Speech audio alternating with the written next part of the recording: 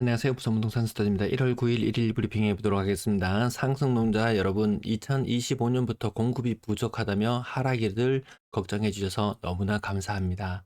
하지만 2029년까지 공급 부족 걱정이 없다는 소식을 전해드립니다. 걱정 안 해주셔도 되고요.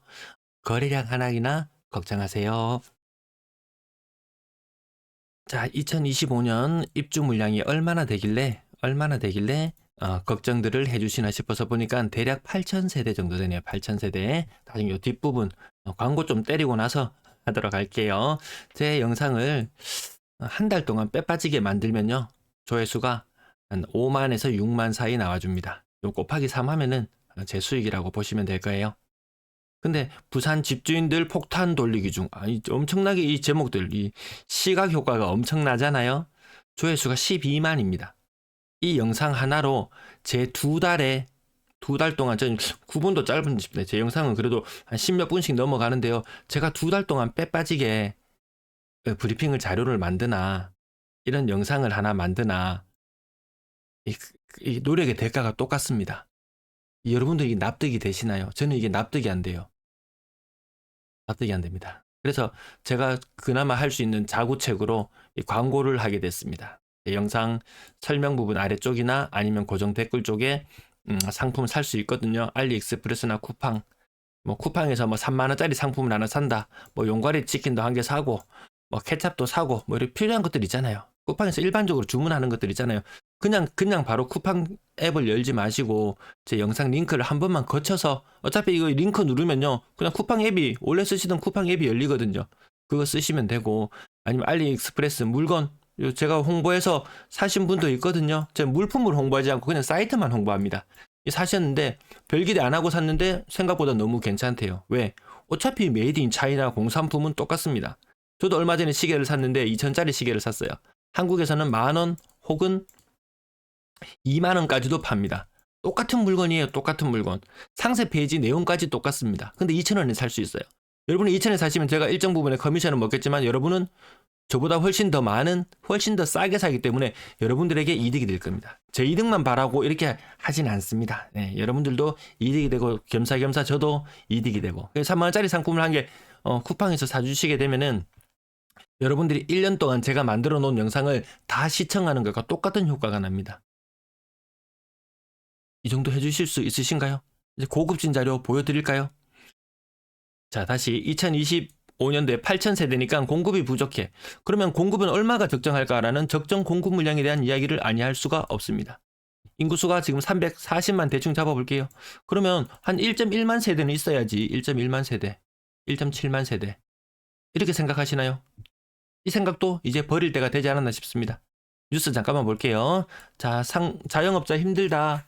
상가가 많이 비어간다. 아파트만 많이 지은 것이 아니고 상가도 무진장 많이 지었다. 근데 자영업자 수는 너무나 많이 줄어들었다. 이거 갈수록 노답입니다. 3천만 원에 분양했던 것이 3천만 원, 요즘 주상복합 짓는데 상가, 이거 집합상가 평당 3천만 원 분양가면 싸다는 느낌이 들 정도죠. 5천만 원, 막 7천만 원 막 이렇게 막 불러 제끼는 데들 많잖아요. 그거에서 수익성을 절대로 담보할 수가 없다. 나중에 경매로 나오면 정말 3분의 1 토막까지도 막 떨어집니다. 저도 지난번에 한 8억짜리 물건을 보고 있었는데요. 이거 1.6억에 거래가 되었어요. 나중에 노후에 그걸 한번 해볼까 싶었습니다. 뭐 이게 노인 요양복지, 노인 어린이집, 노인 어린이집, 노인 유치원 이렇게 불리는 그런 것들 하는데, 하기에 또 괜찮은 물건들이 있어요. 그래서 이렇게 거래되는 거, 야, 내가 저거 해가지고 한번 해볼까? 나쁘지 않겠는데? 여기에 뭐 관리비 미납되는 거 일부 조금 있는 그 정도 수준이었거든요. 자기가 직접 뭔가를 할 이 아이템이 아니라면은 이거 그저 먹는 것처럼 보이지만, 이거 또 새 안 나가면요, 관리비 계속 나갑니다. 이런 것들.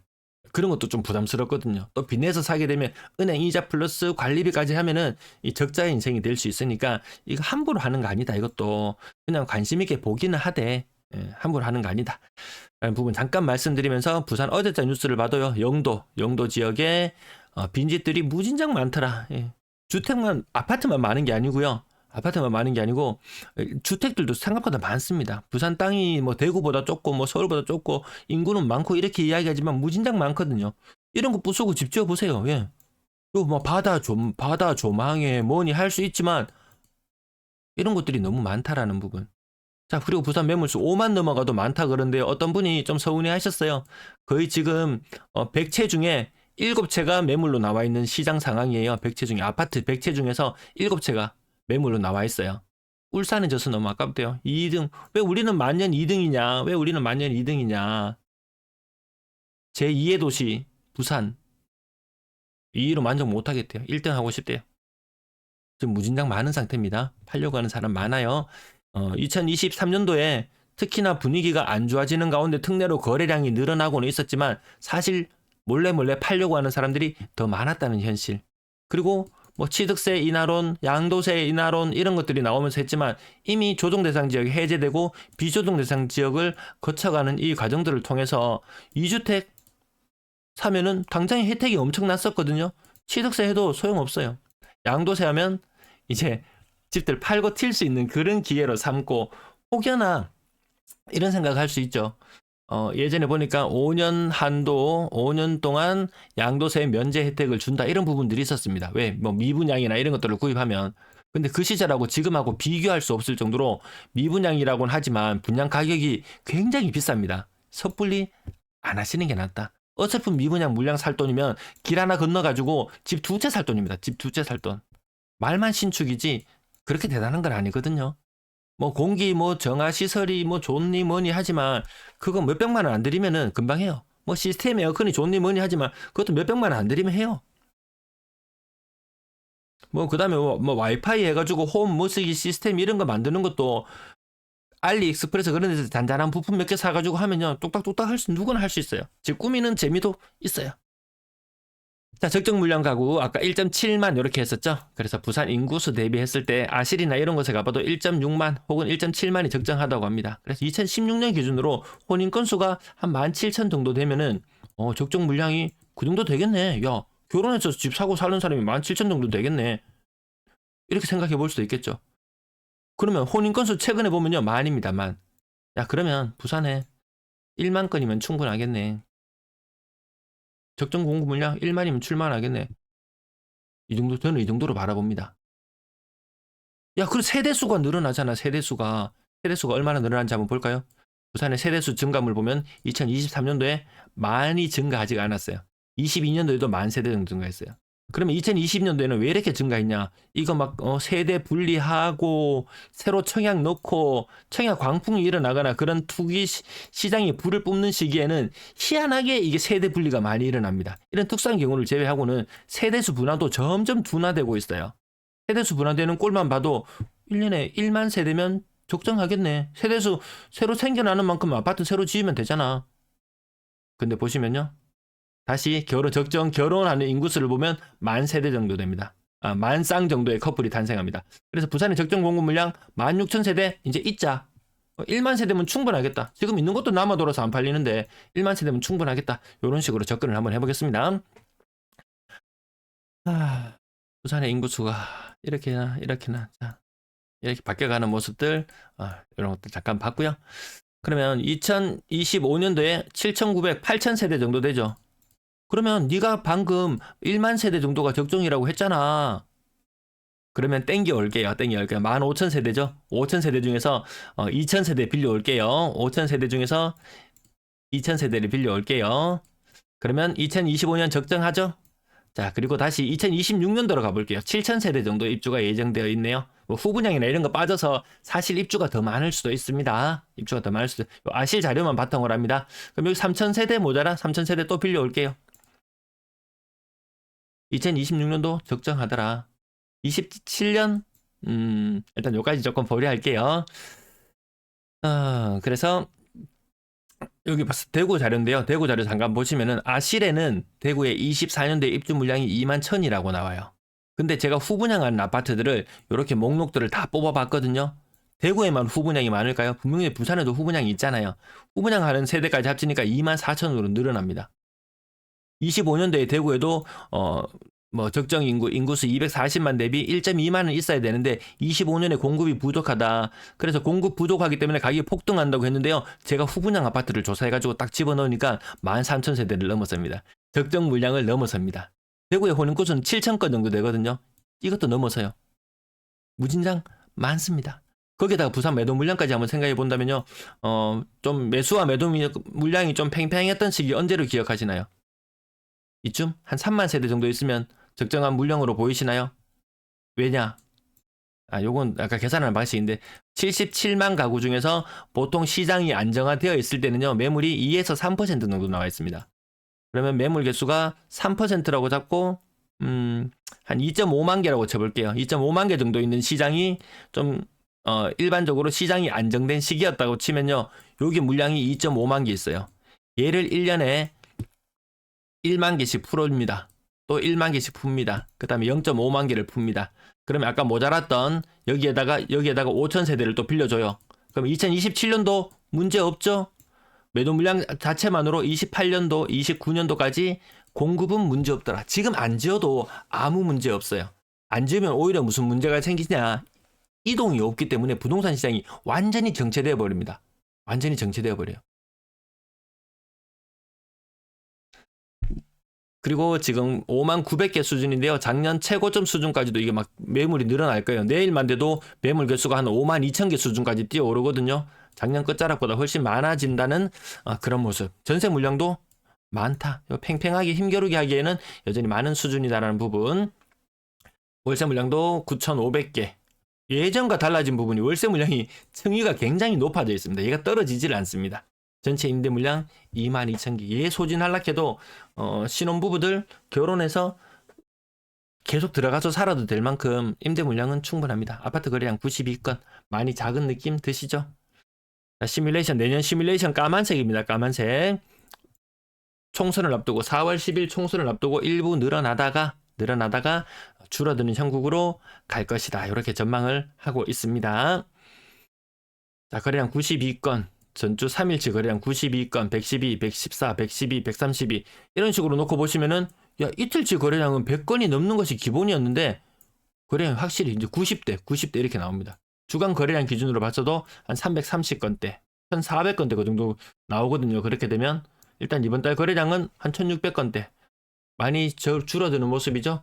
자, 이번에는 1일 실거래가 사이트 어디서 보신다고요? 제가 아실이나 아실이 아닙니다. 아파트2미나 돈보 요 두 사이트를 번갈아 가면서 보여드립니다. 저마다의 장단점이 있기 때문에 필요하신 부분들 찾아보시면 되겠네요.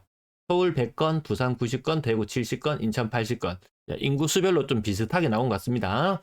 자, 부산 지역을 선택하시고 금액 순으로 보시면 제일 비싼 아파트 수십억짜리 거래 아파트가 비었네요. 오늘은 뭐 20억짜리, 30억짜리 이런 거 안 나온 지 좀 됐죠. 그래서 올 상반기에 거래가 터져 나왔을 때 이것이 손바뀜인지 아니면 물량을 털고 나가는 것인지 정확하게 가늠하기 어렵다 이런 말씀을 드렸는데 그런 거래들이 좀 많이 사라져 있습니다. 높은 가격의 아파트 쌍용예가 디오션 40% 폭락 40% 폭락 이렇게 이야기해도 될까요? 네, 40% 정도 하락한 모습이고요. 이런 제목 뽑았으면 제 영상도 조회수가 5만 10만 나왔을까요? 그렇게 안 해도 제 영상 꾸준히 봐주시는 분은 계속 봐주시니까 네, 자극적인 제목의 영상의 제목보다는 시장의 방향을 이해할 수 있는 그런 제목을 달아드리기 위해서 노력하겠습니다. 자, 윗부분은 뭐 15%, 20% 정도 이렇게 빠지는 느낌이고요. 삼익빛이 소형평형 그래도 거래가 나름 꾸준한 편이에요. 이 분담금 나중에 이거 24평형으로 9평으로 갈아탄다. 그럼 분담금이 어느 정도 수준인가요? 한 10억 정도 내야 되나요? 10억 정도 내야 될 겁니다. 그러면 그때쯤 되면은 재건축이 희소성이 있어서 대박이냐 아니면 분담금은 분담금대로 나가고 뭐 노후 신도시 특별법 이런 거 통해 가지고 다른 데도 막 개발이 동시다발적으로 막 이뤄질 또 그런 여지도 있어요. 그래서 막상 삽을 뜨고 나면 분담금 폭탄은 폭탄대로 않고 희소성이 떨어지니까 찾는 사람은 많지 않고 이런 경우가 생길 수도 있습니다. 물론 여기 또 바닷가고 또 많이 선호해 가지고 가격이 비싸게 형성될지도 모르지만 그거는 그때 가서 생각해도 된다. 지금 당장 지금 이 시급한 상황 평균적으로 28% 정도 하락하는 요 두 개만 보도 사만 골든뷰 센트럴파크나 광안자이만 보더라도 28% 정도 평균 하락 조금 더 많이 빠지는 느낌이죠. 6억 7억 이상 아파트들은 얼마 전까지만 해도 20% 정도 빠지는 게 일반적인 모습이었는데요. 여기도 낙폭을 조금 더 키워가는 그런 모습으로 보여집니다. 물론 조금 많이 빠지고 덜 빠지고 있는데 제가 더 많이 빠지는 부분들을 부각시켜서 말할 수도 있지만 아니더라. 12월 12일 이후로 이 거래가 끝자락들이 차트의 끝자락들이 아래로 내려 꼬라박는 경우가 더 많아졌습니다. 더 많아졌어요. 물론 솟구치는 것도 있긴 하죠. 있긴 하지만 일반적으로 이 끝자리가 내려오는 거래 건수들이 조금 더 많더라. 34%, 30%, 28%. 익숙하신가요? 이 숫자가? 익숙해지면 됩니다. 제가 26이라는 숫자를 많이 말할 때도 있고, 지금 30. 심한 경우에는 얘는 50%, 얘는 뭐 그러려니 합니다. 하지만 이 차트의 끝자락이 꺾여 내려온다는 부분 37%, 30%, 이 줄줄이 말하고 40% 하락하는 거래가 또 보이기도 하고 37%, 37%, 오늘은 30% 이상 하락하는 게 확실히 많이 보이죠. 조금 평당 1,000만 원, 1,300만 원 하는 가격대에 좀 덜 빠지는 것들도 보이긴 하지만 30%, 26%. 아파트 이름 일일이 말 안 하고 오늘 앞부분에 설명이 길었기 때문에 뒷부분 이렇게 감각적으로 3억 3천, 3억 4천 요런 아파트를 보면은 자, 평당 1,000만 원 정도 국평 기준으로 이 정도만 해도 차고 넘치는 수준 아닌가요? 제 자산 수준 중위 가격을 따져보면은 2.4억인데 평당 1,000만 원도 사실 뭐 그만이 하면 되죠 뭐. 밑에 가격 오늘 아래쪽에는요 대구에 40% 이상 하락하는 거래들이 굉장히 많이 나왔습니다. 가격 3억 이하, 2억 이하 이런 것들의 그 현상들도 부산에서도 아마 또 머지않아 보게 될 것 같습니다. 자, 건당 거래 대금 뭔가요? 이거 뭔가요? 왜 이렇게 많이 떨어지나요? 이 특례 전 이전에 4억 2천, 특례 끝나고 나서 3억 7천, 10% 이상 빠졌고요. 지금 평당 건당 거래대금 2억 7천. 싼 것만 좀 많이 거래되고 있고 많이 비싼 거래들 안 되고 있죠. 시간이 지나면 조금 위로 올라가긴 합니다. 네, 거래량. 자, 뉴노멀의 시대를 대비하자. 새로운 시대가 왔다. 과거처럼 이런 영광을 기다리다가는 쪽박차기 딱 좋다. 부채를 잔뜩 안고 뭐 일을 저지르려고 하면은 큰일 날 수 있다. 코로나 시기 이후로 그전에 사람들이 잘 인식하지 못했던 레버리지에 눈을 떴죠. 주식이건 선물이건 부동산이건 일단 크게 질러서 크게 먹는. 이제 좀 있자. 그때 뭐 0.5% 정도 되는 기존금리 시대하고 지금 3.5% 이것도 낮죠. 국채만 봐도 깜짝 놀랍니다. 10년물 기준으로요. 한국하고 호주하고 비슷하게 놀았거든요. 한국 10년물이 채권이 3.3%예요. 호주는 얼마인지 아세요? 4.1%입니다. 미국은 얼마인지 아세요? 4%입니다. 한국이 이렇게 안정적이고 이렇게 좋은 나라인가? 이렇게 좋은 나라인가? 와, 비싼 아파트 오늘 거래 많이 없었잖아요. 이런 걸 계단식 하락이라고 하나요?